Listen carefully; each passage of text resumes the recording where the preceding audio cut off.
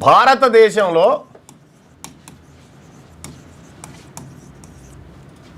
గుడ్లు మరియు చికెన్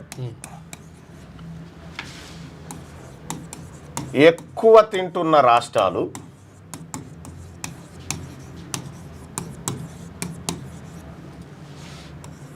తెలంగాణ.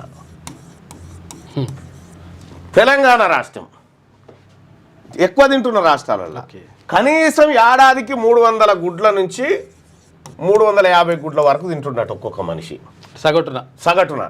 ఇక చికెన్ వచ్చేసి కనీసం 20 కేజీలు తింటున్నట్ట ఏడాదికి. ఇగో ఇది చికెన్ వ్యాపారం.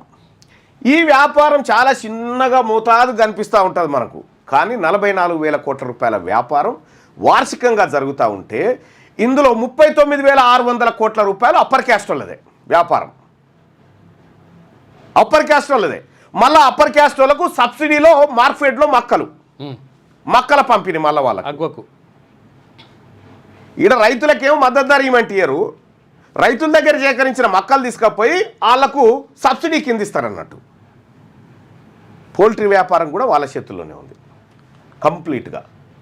చిన్న చితక ఏమన్నా ఉంటే చెప్పలేము, అవి వేరే చిన్న చిన్న ఇక బుడబుడ అంతే. మనోడు ఇంత పాము పెట్టుకుండు కేవలం షెడ్డే మనోంది, అలా పెంచేటి అన్నీ అలే. మళ్ళీ జీతగాడు లెక్కనే ఉంటుంది పరిస్థితి.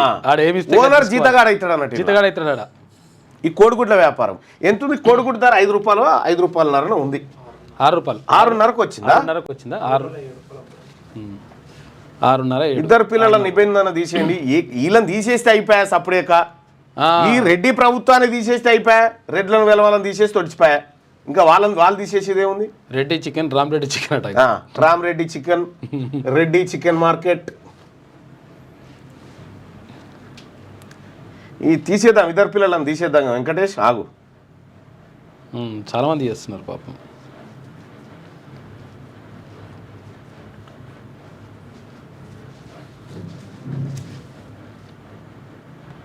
పాపం శ్యామ్ రెడ్డి అంటా ఉంటారు. రెడ్డిలు ఏమన్నా పాకులో ఉన్నారా? మీరెందుకున్నారు? మేమున్నాం బీసీలం. మీరెందుకున్నారు? మీరు లేరు, మీరు మంచిగానే ఉన్నారు. ఉన్నది మేమే. ఇది ఇట్లా పెడితే ఇంకోటి చెప్తా చూడు, అప్పుడు దానికి సమాధానం చెప్పాలి.